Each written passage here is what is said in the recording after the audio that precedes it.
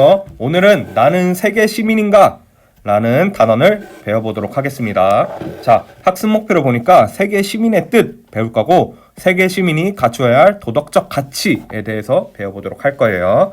자, 생각열기를 한번 볼게요. 만화를 보니까 여기 보이는 아저씨가 땡땡국에서 큰 지진이 일어났습니다. 생필품이 부족한 이곳 피해 현장에 세계 각국에서 보낸 구호 물품들이 속속 도착하고 있습니다. 라고 이렇게 앵커가 말하고 있죠. 하니까 TV를 보고 있던 할머니가 많이 힘들어하고 있구나 이러고 손자가 우리도 구호 물자나 성금을 모아서 보내야겠네요 라고 말하고 있어요.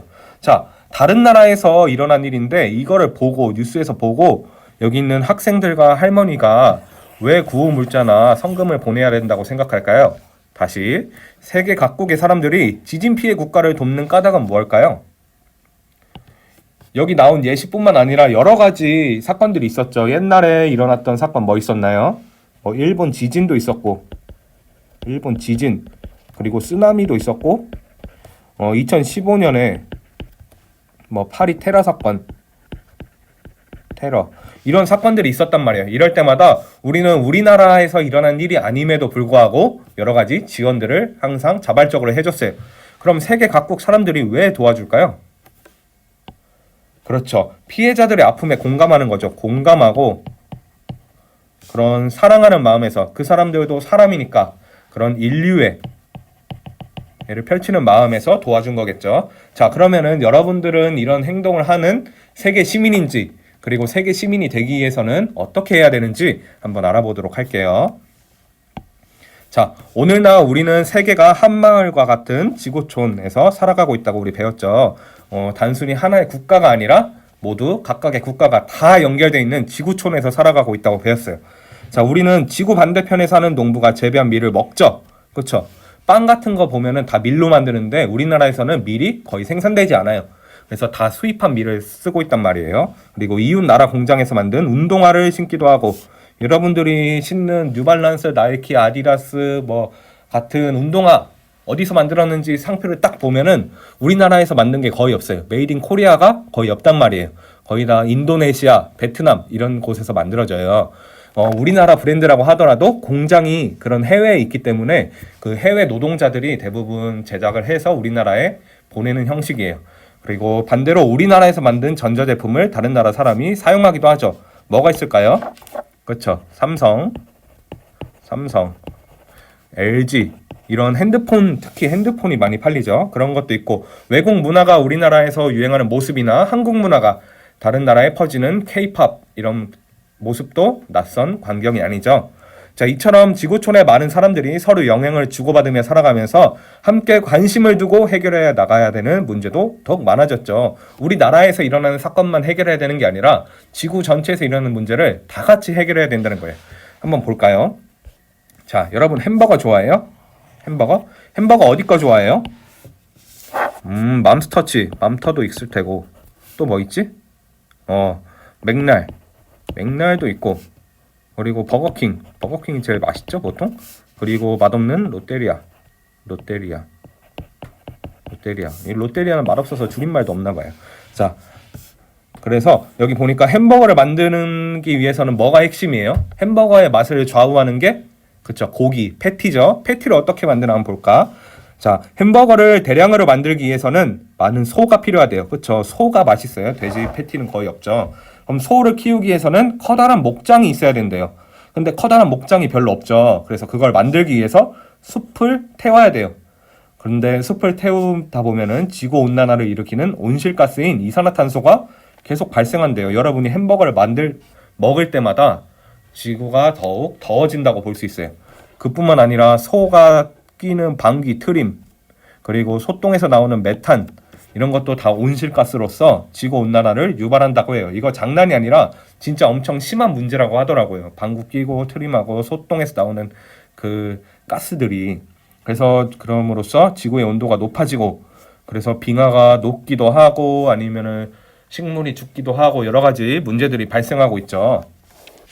자, 위 그림은 우리의 사소한 행동 하나조차도 지구촌 전체 문제와 긴밀하게 연결될 수 있다는 사실을 보여주고 있죠. 이런 예시뿐만 아니라 또 뭐가 있을 수 있냐면 여러분 지금 왜 원격 수업 듣고 있어요? 그쵸. 코로나 때문에요. 코로나. 글씨가 너무 진하네요. 코로나 때문에요. 코로나. 자, 코로나 어디에서 시작됐어요? 중국. 처음에는 중국 안에서 발생한 문제였어요. 근데 이제 중국인들이 해외 많은 곳으로 퍼져나가다 보니까 처음에는 가까운 나라인 대한민국이 엄청 심각했었죠. 한 2월, 3월만 해도. 그때는 유럽에는 그렇게 코로나 환자가 많지 않았어요.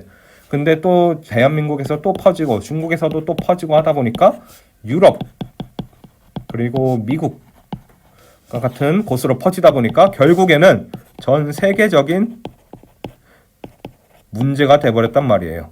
그리고 지금 다 같이 해결하기 위해서 온 나라가 힘을 합해서 백신을 만들기 위해서 노력을 하고 있죠. 이처럼 중국에서 일어난 사소한 일들도 다 지구촌처럼 연결되어 있기 때문에 전 세계적인 문제로 번질 수밖에 없다는 거예요.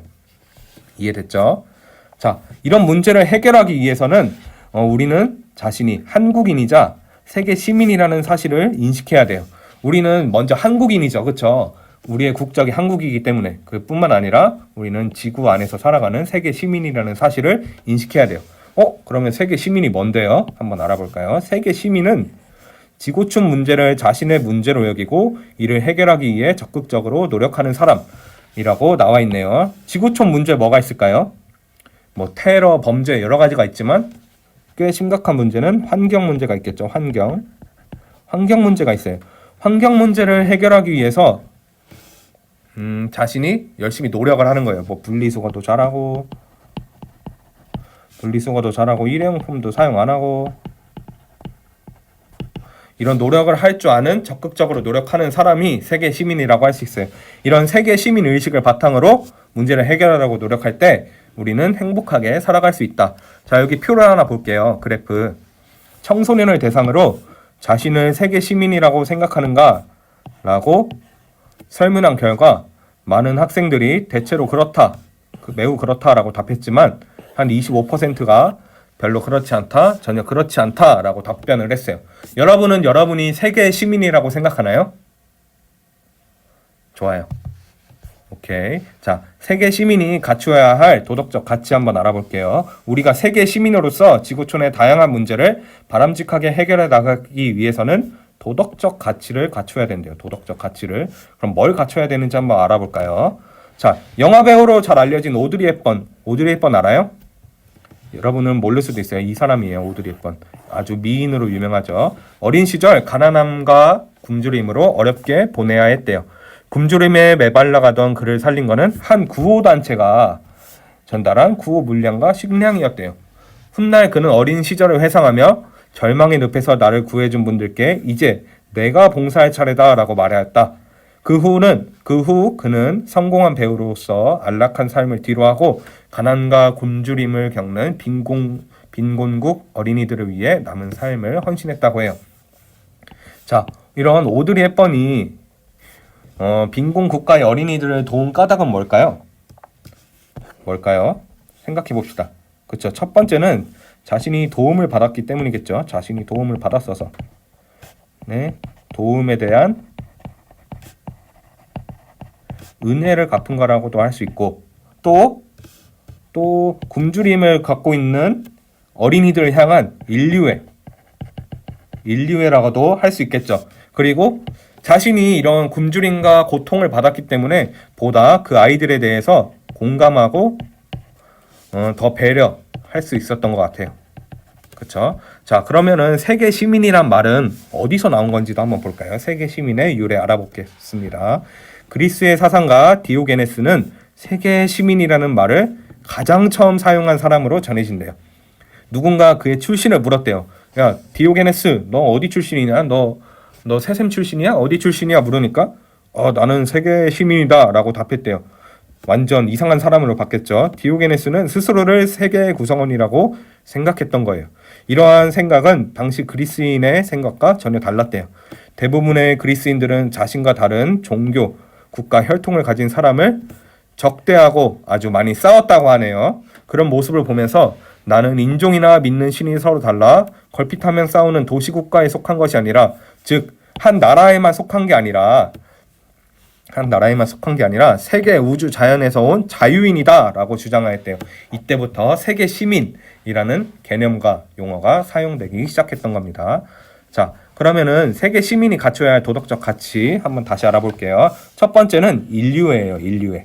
앞에 사례에서 오드리 헵번이 지구촌 이웃의 고통을 자신의 고통처럼 여기면서 곳곳에서 고통받는 어린이들을 위해서 봉사하는 걸 봤죠. 이처럼 세계 시민은 지구촌 이웃을 사랑하는 마음, 즉 인류애를 갖추어야 한대요. 지금도 여러분이 원격 수업을 듣는 이 시간 동안 지구촌 곳곳에서는 전쟁과 기아 등으로 고통받는 사람들이 아주 많죠. 우리는 인류애를 바탕으로 이들의 고통에 공감하며 모두가 인간다운 삶을 살아갈 수 있는 세상을 만들기 위해 노력해야 합니다. 두 번째는 연대의식이에요. 연대라는 것은 이렇게 A와 B, C, D라는 사람이 있으면 다 연결되어 있다는 의미예요. 연결되어 있다는 의미예요. 그래서 연대의식을 갖추어야 한다. 연대의식이란 공동체의 구성원들이 서로 연결되어 있다는 생각으로서 서로가 겪는 문제를 함께 고민하고 책임지려는 마음이기도 하다라고 나와 있네요. 다음 사례를 읽어보면서 연대의식의 의미를 생각해 봅시다. 자, 잭이라는 젊은 친구는 지구 반대편에서 사는 아동들이 공장에서 노예처럼 일하고 있다는 사실을 듣고 이를 해결하고자 사슬을 푸는 동전이라는 이름의 모금 운동을 벌였대요. 자, 여러분들이 학교에 오고 급식을 먹고 이렇게 평화로운 삶을 사는 동안 어떤 친구들은, 여러분과 동갑의 친구들은 공장에서 노예처럼 일하고 있대요. 자, 잭은 사람들의 호주머니 속 동전, 많은 돈을 받은 게 아니에요. 그냥 동전을 기부받았고 사슬이 채워진 아이들의 발목을 그려넣은 그릇이나 옷을 만들어서 후원금을 모았다고 합니다. 이렇게 모금 운동은 점점 퍼져나갔고 결국 후원금을 뜻깊게 사용하면서 이렇게 말했대요. 지구의 반대편의 아이들은 지금 고된 노역에서 시달리고 있습니다. 그들을 구출하기 위해 우리 모두가 나서야 합니다. 우리나라에서 일어난 일이 아니지만 우리는 다 같은 인류잖아. 우리는 다 같은 세계 시민이잖아. 라는 의식으로 그들을 도와준 거예요. 자, 그러면은 잭은 왜 지구 반대편에 사는 어려운 사람들을 돕기 위해 노력했을까요? 그렇죠. 누구나 인간 존엄성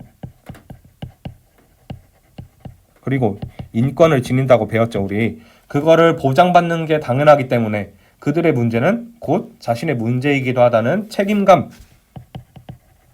그리고 연대의식 그리고 배웠던 인류애 이런 것들 때문에 그런 모금 활동을 했다고 볼 수 있습니다. 위 글의 주인공은 지구 반대편에 사는 아이들의 문제에 책임감을 느끼고 이를 해결하고자 적극적으로 노력했대요.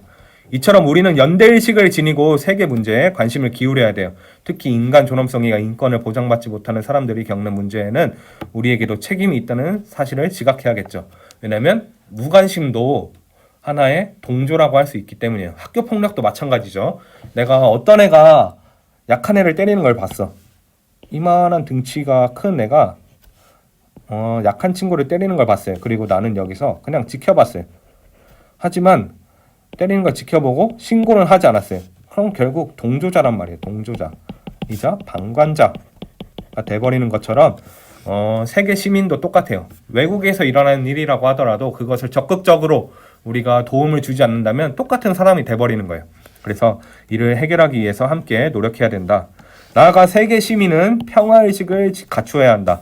평화의식이란 평화를 사랑하고 화합과 공존을 소중하게 여기는 마음. 어떤 문제가 일어났을 때 전쟁이나 폭력으로 해결하는 게 아니라 대화로 그리고 협상을 통해서 해결하는 자세를 가져야 한다는 걸 배워봤습니다. 자, 오늘날 우리는 한국인이자 세계 시민이라고 할 수 있어요. 즉 우리는 한국인이라는 자부심과 긍지, 애국심을 지닌 한국인인 동시에 더 나은 지구촌을 만들어갈 책임을 지닌 세계의 시민이라고 할 수 있습니다.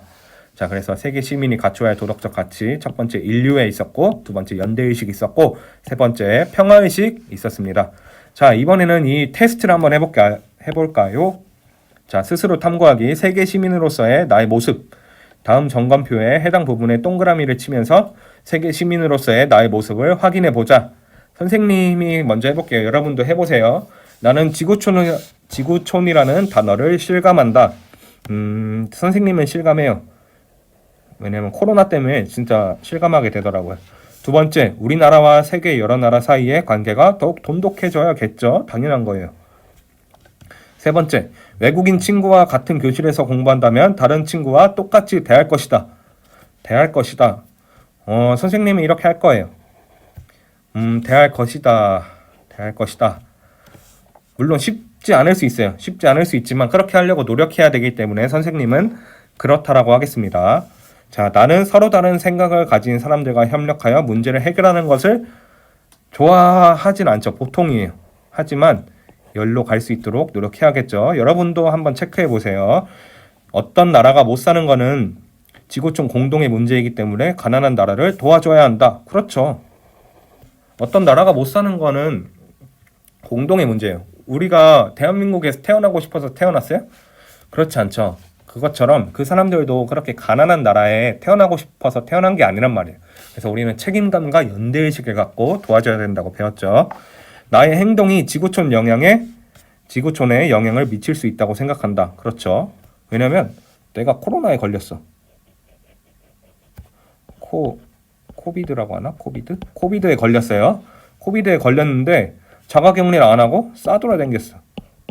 싸돌아다니니까 또 어디 다른 사람한테 옮기겠지. 그리고 그 사람들이 또 어쩜 모르고 무증상이어서 뭐 해외로 나갔다고 해봐요. 그럼 지구 전체에 영향을 준단 말이에요. 그래서 지구촌 영향을 미칠 수 있다. 다른 문화권의 사람들과 스스럼 없이 어울릴 수 있다. 어울릴 수 있다. 어울리고 싶지만 선생님은 잘 못할 것 같긴 해요. 그래서 보통이다에 체크하겠습니다. 전쟁, 기아, 환경 문제 등 세계의 문제를 해결하는 일에 참여한 적이 있다. 맞아요. 선생님 기부도 많이 했었어요. 최근 한 달 이내에 일어난 지구촌 사건을 다른 사람에게 설명할 수 있다. 보통이다. 선생님은 뉴스를 그렇게 많이 보지 않아서 사실 잘 몰라요. 여러분은 뉴스 같은 걸 많이 보고 관심을 가지는 훌륭한 사람이 되길 바라봐요. 지구상의 물이 부족한 것이 나와 관련이 있다고 생각한다. 맞아요. 선생님도 양치할 때 물컵을 잘 안 써요. 물컵을 귀찮아서. 이런 것도 나와 관련이 있다고 할 수 있겠죠. 자, 그럼 계산해 볼까요? 그렇다가 5점이죠. 5, 5, 5, 3, 5, 5, 3, 5, 3, 5. 이거 수학을 잘 못하는데 한번 해볼게요. 5가 3개, 2개, 1개, 1개니까 7개. 5가 7개. 5 곱하기 7. 수학 진짜 못하죠? 3, 3, 3. 그럼 9죠? 9. 5, 7에 35. 44점. 44점이면 선생님은 세계 시민이래요. 여러분은 어떤 점수가 나왔는지 한번 해보도록 합시다. 자, 이렇게 오늘 1단원이 아니라 세계 시민 윤리 단원의 소단원 1 나는 세계 시민인가 단원 맞춰보도록 하겠습니다. 선생님이 과제도 올려줄 테니까 그것도 꼭 하도록 하세요. 자, 다음 시간에 만나요. 안녕.